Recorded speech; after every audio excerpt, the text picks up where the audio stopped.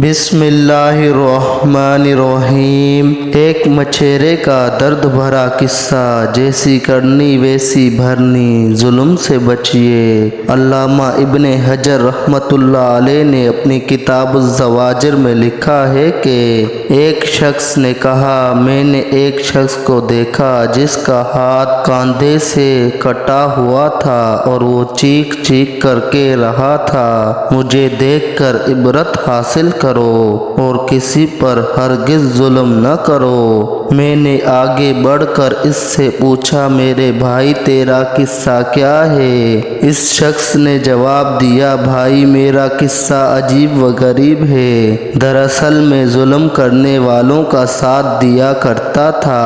ایک دن کا ذکر ہے، میں نے ایک مچھیرے کو دیکھا جس نے کافی بڑی مچھلی پکڑ رکھی تھی۔ مچھلی مجھے پسند آئی۔ میں اس کے پاس پہنچا اور کہا، مجھے یہ مچھلی دے دو۔ اس نے جواب دیا، میں یہ مچھلی تمہیں نہیں دوں گا، کیونکہ اسے فروخت کر کے اس کی قیمت سے مجھے اپنے بال بچوں کا پیٹ پالنا ہے۔ میں نے اسے مارا پیٹا اور اس سے زبردستی مچھلی چھین لی اور اپنی راہ لی۔ جس وقت میں مچھلی کو لے جا رہا تھا، اچانک مچھلی نے میرے انگوٹھے میں زور سے کاٹ لیا۔ میں مچھلی لے کر گھر آیا اور اسے ایک طرف ڈال دیا۔ اب میرے انگوٹھے میں ٹھیس اور درد اٹھا اور اتنی تکلیف ہونے لگی کہ اس کی شدت سے میری نیند اڑ گئی۔ پھر میرا پورا ہاتھ سوج گیا۔ جب صبح ہوئی تو میں طبیب کے پاس آیا اور اس سے درد کی شکایت کی۔ طبیب نے کہا کہ یہ انگوٹھا سڑنا شروع ہو گیا ہے، لہٰذا بہتر ہے کہ اس کو کٹوا دو، ورنہ پورا ہاتھ سڑ جائے گا۔ میں نے انگوٹھا کٹوا کر نکلوا دیا، لیکن اس کے بعد سرانڈ ہاتھ میں شروع ہوئی اور درد کی شدت سے میں بے چین ہو گیا اور سو نہ سکا۔ لوگوں نے مجھ سے کہا کہ ہتھیلی کٹوا کر نکلوا دو۔ میں نے ایسا ہی کیا۔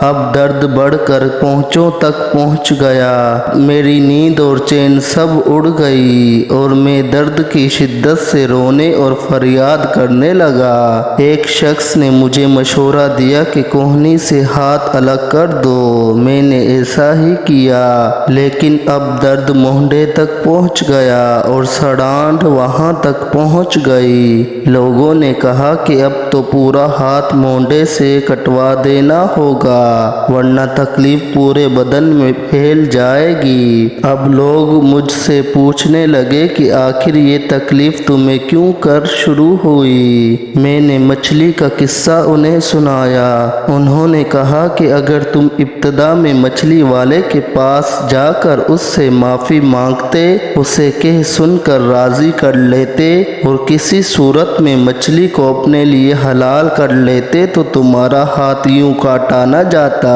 اس لیے اب بھی جاؤ اور اس کو ڈھونڈ کر اسے خوش کرو، ورنہ تکلیف پورے بدن میں پھیل جائے گی۔ اس شخص نے کہا، میں نے یہ سنا تو مچھلی والے کو پورے شہر میں ڈھونڈنے لگا۔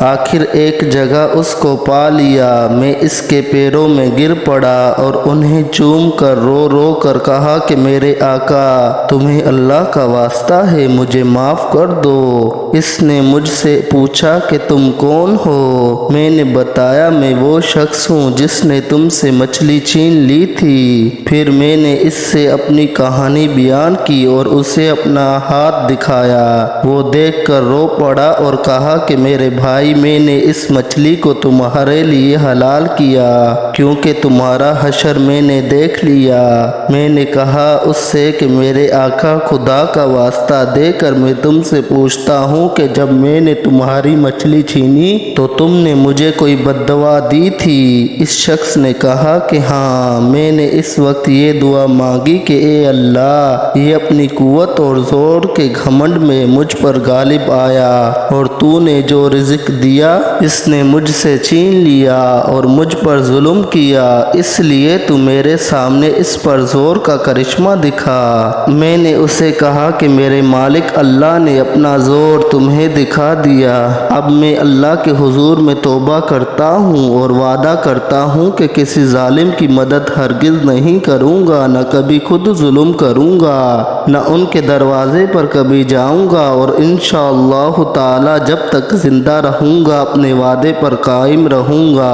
دوستو، یہ ہے ظلم کرنے کا نتیجہ۔ اللہ تبارک و تعالی سے دعا ہے کہ اللہ تبارک و تعالی ہم سب کو اپنے حفظ و امان میں رکھے اور غریبوں اور مزدور طبقے پر ظلم کرنے سے بچائے۔ آمین یا رب العالمین۔ جزاک اللہ خیرا واحسن الجزا۔